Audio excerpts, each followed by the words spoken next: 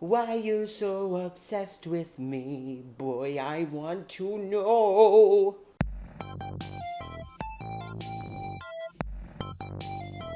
You can't see my eyes with these glasses on. You can't.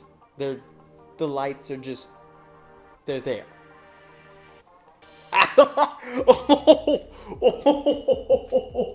First, I try them on, and I'm like, no, this whole setup won't work. The glare, you can't see my eyes, and my eyes are what makes the show.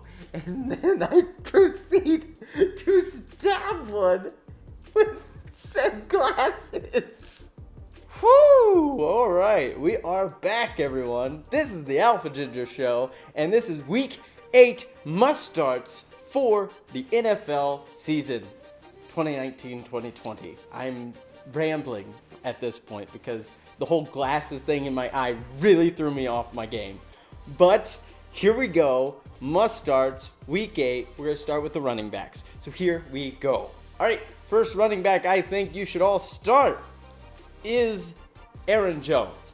Aaron Jones has been phenomenal throughout the season so far. I think he's actually ranked 4th amongst all running backs in fantasy points per game. Actually, just fantasy points in total. Also, he's up against the Chiefs this week, and the Chiefs are in the top 10 most favorable matchups for opposing running backs. So this is a good matchup for Aaron Jones, and with Aaron Rodgers on the streak he's on right now, with that coming off that amazing game he just had, I expect Aaron Jones to benefit from this push, this momentum that Aaron Rodgers has right now. So look to start Aaron Jones if you have him. Another running back I think you should be starting this week is Tevin Coleman. Tevin Coleman is pretty much the definitive starter for the 49ers now, for the running backs. It was a little confusing for a while because he was hurt for a little bit and Breida was killing it. And they have Raheem Mostert, and they also have Jeff Wilson Jr., and they're all kind of playing integral parts on the team. It's a four-headed back system. It's weird. It works somehow, but Tevin Coleman is clearly the number one out of all four of them. And I think you'll see that progressively get more and more obvious. Also, key things to look at while thinking about starting him this week, he has on average 11.4 fantasy points per week. Also, not to throw bias in there for this guy, but Tevin Coleman used to play for my boys IU, so I will always treat him as though he's one of the greatest running backs in all of NFL. So I mean, taking bias out, I think you should still look to start him this week, but also I think you should start him because he's a Hoosier boy. So yeah. And one of the more surprising turn of events this season in the NFL, a player that really I did not know before this season, and I would suggest to everyone, if he's on the waivers, pick him up now and at least put him on your roster. You don't have to start him necessarily, but just have him on your roster because he's one of the best handcuffs you could have. And I haven't even said his name to this point, but I will now. Chase Edmonds. Chase Edmonds has been phenomenal these last 3 weeks for the Cardinals, and I see it staying the course while David Johnson's kind of beat up. So I expect him to start this next week because I fully believe David Johnson won't be back yet. And Chase Edmonds is a dual threat. He's a good rusher. He's a good receiver. And surprisingly, the Cardinals are kind of on a roll right now. So I would suggest starting Chase Edmonds. Moving on to quarterbacks, one that I've already mentioned earlier that I think will continue to do phenomenal is Aaron Rodgers. Aaron Rodgers, terrific quarterback, and he's coming off of a historic week for himself last week. So I see the momentum continuing through this week, and I expect a solid outing from him again. The offense is clicking right now, and they're up against the Chiefs defense, who's not necessarily one of the better defenses in the NFL, but surprisingly, they haven't had an opposing quarterback throw for more than 300 yards yet this season, which kind of surprises me. But I fully expect, with the way the Green Bay offense is running right now, to see Aaron Rodgers be the first to do that. I could see this being a 300-yard game for him. So look to start Aaron Rodgers if you have him. Another quarterback I think you should be looking to start this week is Josh Allen. Josh Allen's actually one of the better dual threat quarterbacks this season. In fact, he is in the top 4 for quarterbacks with carries, yards, and touchdowns. Plus, he's up against the Eagles, who are 5th in allowing the most passing yards and 6th in allowing the most passing touchdowns this season. So everything just kind of adds up to have a good week for Josh Allen. So everything just sort of adds up to be a good week for Josh Allen to do well. So look to start him if you have him. The final quarterback I think you should be starting this week, and I think he's been on a tear all season and he's just gone unnoticed. I've mentioned him before, Jacoby Brissett. Fun fact about Jacoby Brissett, 3 of his last 4 weeks, he's scored 20 plus fantasy points in. That's pretty good. Also, with each week, he is showing more and more chemistry with his wide receivers and tight ends. Eric Ebron started to look like his old self from last season, this last week, and Zachary Pascal is showing up more and more to be the possible WR2. Why did I say WR2? Wide receiver 2 for the Colts. Plus, with a solid running game going on there with the Colts, it's helping Brissett have a better time throwing the ball. So even though his matchup might not be that good this week, I would still suggest starting Jacoby Brissett. Moving on to wide receivers. First wide receiver I think you should start is Allen Robinson. I know the Bears don't have exactly the best quarterback, and they don't exactly have the best offense right now, but everyone should be starting Allen Robinson. Here's how consistent Allen Robinson's been this season so far. Every game this season, every game, he's had 7+ targets. That's quite a few targets for one player. I'm just going to put that out there. And he's in the top 10 for receptions this season. So adding those both up, having 7+ targets each game and being top 10 in receptions, there's a chance in PPR leagues at least for him to at least put up very consistent points. Not to mention, he's averaging 17.6 fantasy points per game, which is a pretty solid outing.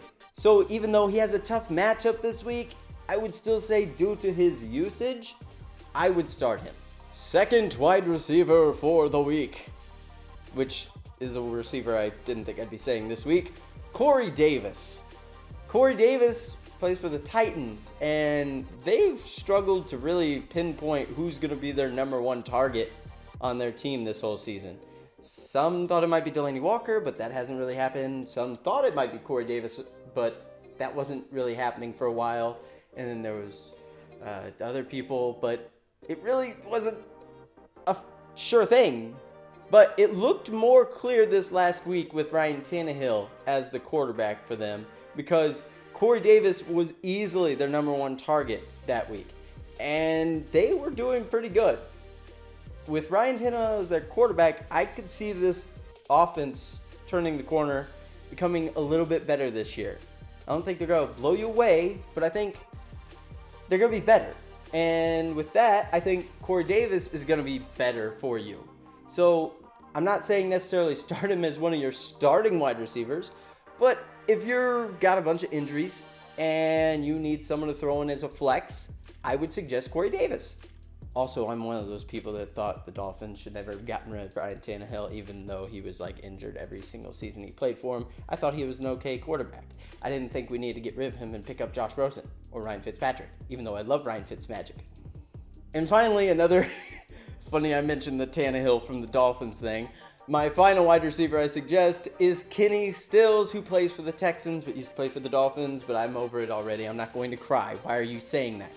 Kenny Stills is primed to have a lot more usage this week because Will Fuller is injured. And Will Fuller was their biggest deep threat on the team. But with him out, Kenny Stills is going to be their deep threat option. Not only is he their deep threat now, but the Raiders, who they're up against, have allowed the third most passing yards all season. So he's probably going to be looking at a lot of use. Now for the tight ends. First up is Gerald Everett of the Rams. I've liked him as a tight end since last season, but I thought he's kind of got off to a rough start this year. But now the Rams are starting to get back in pace for what the Rams I thought they were going to be this year. And with that is Everett getting more usage. In fact, I would consider Gerald Everett one of the higher volume tight ends in these last few weeks. Over the past 4 games, Gerald Everett has seen 34 targets. That's quite a bit for tight ends these days. And with very few tight ends being fantasy relevant, I would suggest going with someone like Gerald Everett who gets so many targets. Another tight end that gets a lot of target share, Hunter Henry. He was out on the field last week for 80% of their snaps. That is quite a bit of time on the field. And he is clearly showing that he is one of Philip Rivers' favorite targets out there. So with good chemistry with Philip Rivers and a fairly decent matchup against a Bears defense that allows roughly 13.5 fantasy points per game to tight ends, I'm seeing a good fantasy value for Hunter Henry. I phrased that really weird. He's gonna do well this week, I think. Let's just boil it down to that. Let's put it bare bones there. Hunter Henry will do good this week. That's what I think. And then I mentioned him before, but I'm gonna bring it up again because he's the tight end. My last tight end I think you should play this week is Eric Ebron.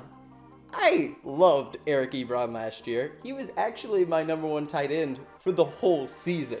Like, I wrote him out the whole way and was pleasantly surprised with how good he was. Because I'm not gonna lie, I drafted Jack Doyle last season, and when he got hurt, I was like, who's their other tight end? Click, click, click, click. Oh, Eric Ebron, I don't even know. Okay, pick him up. And I was so happy. Fast forward to this year, and where's Eric Ebron been? Well, we started seeing a little more of what Eric Ebron was doing last season last week. He had that phenomenal touchdown catch, and he was looking like his old self. So even though he's still fighting for targets with Jack Doyle, I could see this week being another solid outing for Eric Ebron. I think his chemistry is also growing with Jacoby Brissett. So I really think he's going to start showing what he was doing last year here soon. So look to start Eric Ebron this week if you don't have one of the top 5 tight ends. And then moving on to defenses, as always, I'm just going to kind of briefly touch on them and say, this is the team that's good, this is the team that's bad. It's obvious matchup here, okay? So first up, the Rams. They are against the Bengals. It's a pretty obvious choice. The Rams are coming off a solid week. Bengals are a dumpster fire. Pretty solid choice. Go with the Rams. Another one, and this is the most obvious choice for defense this year. If you have the Patriots, start the Patriots. They're against the Browns, who have shown glimpses of success, but then they've also shown some not so good weeks. And they've also shown that against a good defense, they are lost. Completely lost.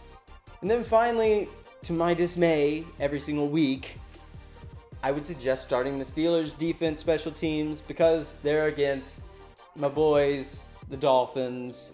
And as much as I like the progress we've made, I also know that the Dolphins are, just like the Bengals, a dumpster fire, and they could easily just turn the ball over 6 times in this game, throw like 3 pick sixes, and the Steelers defense could look like gods. So, and also Minka Fitzpatrick's on the Steelers defense now too, so he's probably looking to get some weird sort of revenge kind of thing on the Dolphins, even though he wanted to stay with them, and they just didn't keep him. So I start the Steelers defense. It'll work out for you. And that is it for my picks this week. If you start these people, let me know how they did for you. Also, leave a comment and ask me questions about who you should be starting, if you have a tough decision, ask me. I'll try to answer as quick as possible and get back to you. And if I don't, again, an apology is coming your way. Plus, if you like this video, click the like button below and subscribe to my channel for more videos, because not only do I do these videos, even though I haven't done them recently, I do gaming videos, I do impression videos, I do absurd, dorky stuff. But they're all in good fun, and they're funny, and I'm a redhead and I need attention, so just give it to me, please. I need it. But I don't know where that came from. But until next time, don't quit your daydream. Adios. Ooh, it's Halloween.